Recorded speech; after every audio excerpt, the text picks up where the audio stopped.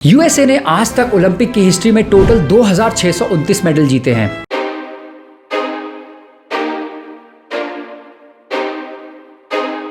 India का tally क्या है? Can you guess the number? इस 124 साल के ओलंपिक के इतिहास में इंडिया ने सिर्फ और सिर्फ 35 मेडल जीते हैं। उसमें से 7 मेडल लास्ट टोक्यो 2020 ओलंपिक्स में ही आया था और वो इंडिया का बेस्ट परफॉर्मेंस था टिल डेट। माइकल फेल्प्स एक अकेले ने टोटल 28 मेडल्स जीते हैं अपने ओलंपिक करियर में, जो इंडिया की टोटल टैली से सिर्फ और सिर्फ 7 मेडल कम है। यूएस ने अकेले 2020 में 134 मेडल जीते थे, जो इंडिया की टोटल ऑल टाइम टैली से 3 गुना ज्यादा है। वर्ल्ड ओलंपिक रैंक में यूएस हमेशा फर्स्ट नंबर पर आता है एंड लास्ट ओलंपिक में इंडिया की रैंक थी 48। बट ये कुछ लेसर नोन कंट्रीज हैं जिनके रैंक आपको गेस करने हैं। Uganda rank 36, Ecuador rank 38, Iran rank 27, Uzbekistan rank 36। ये शॉकिंग न्यूज तो नहीं है, हम सभी को पता है इंडिया की poor situation in the Olympics. $3 trillion की इकोनॉमी और $1.5 बिलियन की पॉपुलेशन वाला ये देश फिर भी ओलंपिक्स में इतना पीछे कैसे रह जाता है, इन सब के बारे में आज जानेंगे इस वीडियो में। अब कमेंट में ये मत कहने लग जाना कि तू क्यों नहीं जाके खेल लेता ओलंपिक्स में, मेडल लेके आ जा देश के लिए, यहाँ बैठकर बकवास करना तो बहुत आसान है। बाय द वे, ये कोई डिस वीडियो नहीं है, मैं एक करेक्ट और फैक्चुअल स्टोरी आपके सामने प्रेजेंट कर रहा हूं। अब यहां तक आ ही गए हो तो इस चैनल को सब्सक्राइब भी कर दो, सो दैट ऐसी ही इंटरेस्टिंग स्टोरीज और फैक्टफुल वीडियोस आपकी फीड में ऑटोमेटिकली आ जाए। चलिए आगे बढ़ते हैं, ये जान लेते हैं कि किसी भी कंट्री को ओलंपिक्स में रैंकिंग मिलती कैसे है। ओलंपिक की रैंकिंग के लिए पहली प्राथमिकता दी जाती है गोल्ड मेडल को। किसी भी कंट्री के सारे गोल्ड मेडल्स को टैली करके सम किया जाता है और जिस कंट्री के पास ज्यादा गोल्ड मेडल उसकी रैंकिंग ऊपर। अगर किसी दो कंट्री के पास same number of gold medals हुए तो फिर सिल्वर मेडल्स की काउंटिंग होती है एंड अगर सिल्वर भी सेम हुआ तो उसके बाद ब्रॉन्ज मेडल काउंटिंग होती है। 2020 में इंडिया के पास टोटल 7 मेडल थे, 1 गोल्ड मेडल, 2 सिल्वर मेडल और 4 ब्रॉन्ज मेडल। युगांडा के पास 4 मेडल थे और इक्वाडोर के पास 3 मेडल ही थे, इंडिया से कम। लेकिन युगांडा और इक्वाडोर के पास 2 गोल्ड मेडल थे, इसीलिए रैंकिंग में युगांडा और इक्वाडोर इंडिया से बहुत ऊपर थी।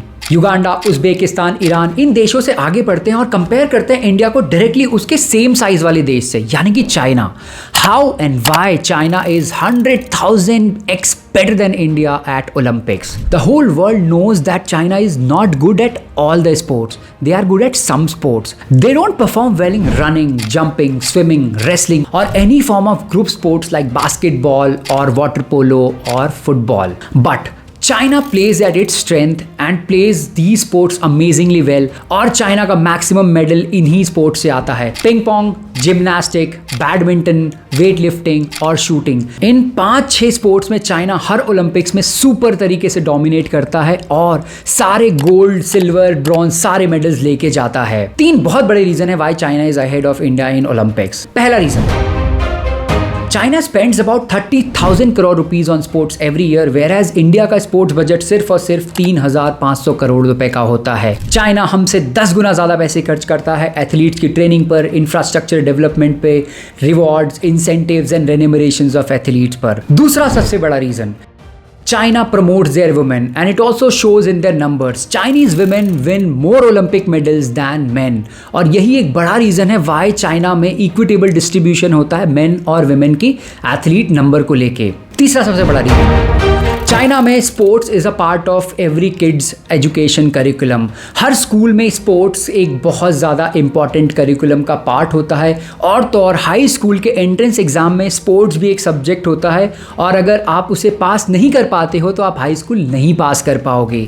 ये थे 3 बड़े रीजन जिसकी वजह से China is ahead of India in Olympics. अब कुछ रीजन देख लेते हैं जिसकी वजह से इंडिया हर साल ओलंपिक्स में पुअर परफॉर्म करता है। पर्सनली मैंने 5 बड़े रीजन आइडेंटिफाई किए हैं। पहला reason, extreme importance to cricket. India में हर बड़ा बूढ़ा बच्चा क्रिकेट की ABC जानता है, लेकिन कभी अपने पेरेंट्स से आप बैडमिंटन और टेबल टेनिस के बारे में पूछेगा, क्या इसके रूल्स, क्या इसके प्लेयर्स के बारे में उनको पता है? 99% चांस है कि उनको जीरो नॉलेज होगी और स्पोर्ट्स की। हम इंडियंस को javelin throw, water polo, wrestling, high jump, long jump, ये सारे स्पोर्ट्स के बारे में तभी पता चलता है जब ओलंपिक्स आता है और ओलंपिक्स साल में सिर्फ और सिर्फ एक बार आता है, वो भी 1.5 महीने के लिए। ये काफी नहीं है इंडिया में और स्पोर्ट्स को पॉपुलराइज करने के लिए। दूसरा सबसे बड़ा reason, lack of encouragement. India में बहुत कम ऐसे पेरेंट्स होंगे जो कॉन्शियसली अपने बच्चे के लिए sports as a career path choose करना चाहेंगे, और जिन्होंने चूज किया उसमें से भी 99% parents will choose cricket as the profession because it pays really well. By the way, thanks to IPL cricket और भी ज्यादा पॉपुलर हो चुका है। इसमें पेरेंट्स की कोई गलती नहीं है। एक प्रोफेशनल स्पोर्ट्समैन अपना रास्ता बचपन में ही तय कर लेता है। मैं भी एक बैडमिंटन प्लेयर बनना चाहता था। जब मेरे पिताजी को ये पता चला, पहले तो उन्होंने बहुत विरोध किया, लेकिन जब उन्होंने अग्री किया तो उन्होंने ये शर्त रखी कि पहले मैं स्कूल जाऊंगा, उसके बाद कोचिंग करूंगा, उसके बाद जब शाम में 1 घंटा बचेगा तब मैं बैडमिंटन खेल सकता हूं। मेरे एक प्रोफेशनल ड्रीम को उन्होंने एक हॉबी बना दिया मेरी, और ऐसा ही होता है इंडिया में 90% बच्चों के साथ जिनका ड्रीम और एस्पिरेशन होता है स्पोर्ट्समैन बनने का। तीसरा सबसे बड़ा reason, lack of infrastructural support. अब जरा बताइए, आपने कभी बैडमिंटन इंटरनेशनल वुडन कोर्ट में खेला है? इंडिया में ऐसे बहुत कम लोग होंगे जो ये कह सकते हैं कि हाँ, मैंने इंटरनेशनल वुडन कोर्ट में बैडमिंटन प्रैक्टिस करी और खेला है। यही एक सबसे बड़ी प्रॉब्लम है इंडिया की कि एथलीट्स और स्पोर्ट्समैन को प्रॉपर इंफ्रास्ट्रक्चरल सपोर्ट और इक्विपमेंट्स नहीं मिल पाते हैं। 2008 में अभिनव बिंद्रा ने जो गोल्ड मेडल जीता था, उसकी प्रैक्टिस करने के लिए वो जर्मनी में जाकर खुद के पैसे से ट्रेनिंग करते थे। ये एक बहुत बड़ा रीजन है स्पोर्ट्समैन और एथलीट्स कॉन्स्टेंटली डिस्करेज्ड होते हैं इंडिया में प्रैक्टिस और ट्रेनिंग के लिए। चौथा सबसे बड़ा reason, lack of funds and nutrition.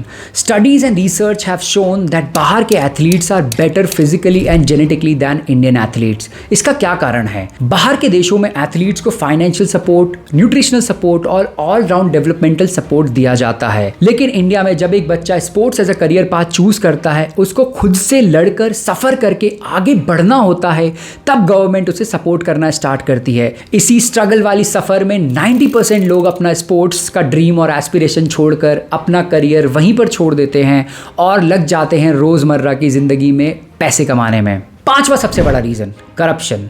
2010 के कॉमनवेल्थ गेम्स के करप्शन को कैसे भूल सकते हो? सुरेश कलमाड़ी और उनके सहकर्मियों ने मिलकर इंडिया को पूरे वर्ल्ड में बदनाम कर दिया था। 70,000 करोड़ के इस स्कैम ने पूरे वर्ल्ड में इंडिया की बदनामी कर दी थी। बाय द वे, मैंने इस स्कैम से रिलेटेड सारी डिटेल एनालिसिस इस वीडियो में कर रखी है। अब पॉलिटिशियंस का एक्सट्रीम इन्फ्लुएंस है इंडियन स्पोर्ट्स में। रिसेंट इवेंट में तो आपने देखा ही होगा कि एक नेताजी ने पूरे रेसलिंग फेडरेशन और रेसलर्स को अपनी एक उंगली पर नचा के रखा हुआ था। अंत में जीत नेताजी की ही हुई। ऐसा ही होता आया है हर स्पोर्ट्स में, जहां पर एलोकेटेड फंड से लेके एथलीट्स की सिलेक्शन तक सब कुछ इन्फ्लुएंस्ड होता है पॉलिटिशियंस और बिग शॉट से। यहाँ मेरिट से ज्यादा पैसे काम करते हैं। 5 बड़े रीजंस तो जान लिए जिसकी वजह से इंडिया का बुरा हाल है ओलंपिक्स में, बट आगे क्या? What's next for India? मेरे हिसाब से इंडिया को ये 4 चीजों पर एक्सट्रीम फोकस करने की जरूरत है आगे ओलंपिक्स में बेटर परफॉर्म करने के लिए। पहला, इंडिया को अब जरूरत है कि badminton, table tennis, skating, water polo और तमाम ओलंपिक में होने वाले स्पोर्ट्स को नेशनल लेवल पर भी टूर्नामेंट होस्ट किया जाए। और तो और वर्ल्ड के इंटरनेशनल टूर्नामेंट्स को इंडिया में होस्ट करने के लिए इंडिया को फाइट भी मारनी चाहिए। दूसरा रास्ता, collective efforts. India के industrialists and businessmen should also play crucial and vital role in reviving sports of India.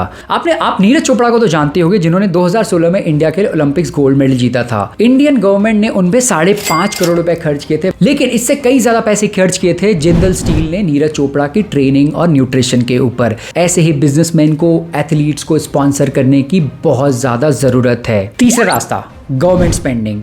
Indian government को पूरे इंडिया में बेटर इंफ्रास्ट्रक्चर बिल्ड करना होगा स्पोर्ट्स का। स्कूल्स में इक्विपमेंट्स प्रोवाइड करने होंगे, एथलीट्स को न्यूट्रिशन, प्रॉपर ट्रेनिंग, रिवॉर्ड्स और इंसेंटिव्स देने पड़ेंगे सो दैट क्रिकेट के अलावा और भी स्पोर्ट्स इंडिया में फल फूल सके। चौथा रास्ता, लेस क्रिटिसिज्म। घर बैठे बैठे हम सब ने विराट कोहली को बैटिंग करनी सिखाई है या फिर बुमराह को बॉलिंग करनी सिखाई है।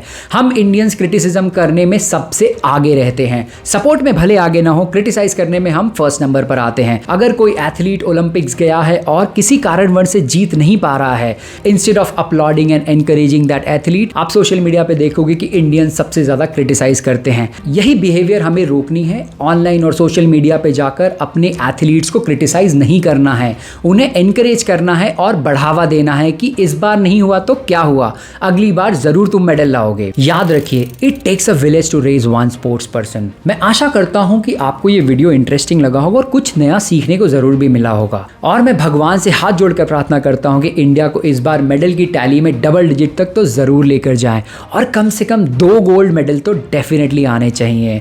अगर ये वीडियो इंटरेस्टिंग लगी तो सब्सक्राइब कीजिए और अपने फ्रेंड्स, फैमिली सबके साथ शेयर कीजिए। ये बहुत ज़रूरी है कि हम क्रिकेट के अलावा और स्पोर्ट्स को भी पॉपुलराइज करें इंडिया में। Thank you so much.